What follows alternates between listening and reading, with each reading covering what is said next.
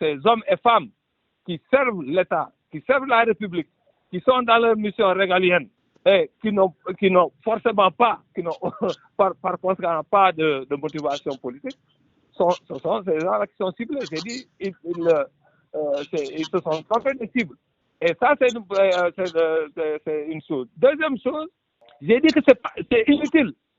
Parce que si des éléments des forces de défense et de sécurité, dans l'exercice de leurs fonctions, dans le maintien de l'ordre, utilisent la force ou bien les armes, parce que l'utilisation des armes est réglementée d'abord par une loi interne, qui est la loi 70-037, qui portant utilisation des armes et certains matériels de barrage pendant le maintien de l'ordre. Ça veut dire qu'il y a un cadre légal d'utilisation des armes et de la qui reprennent les instruments internationaux en matière de droits de l'homme.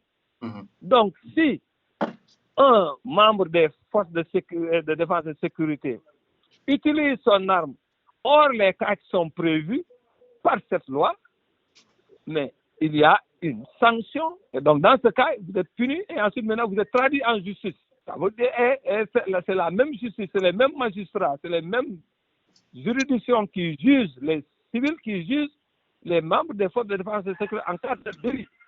Donc, étant donné que ça a toujours existé, on a toujours, il y a des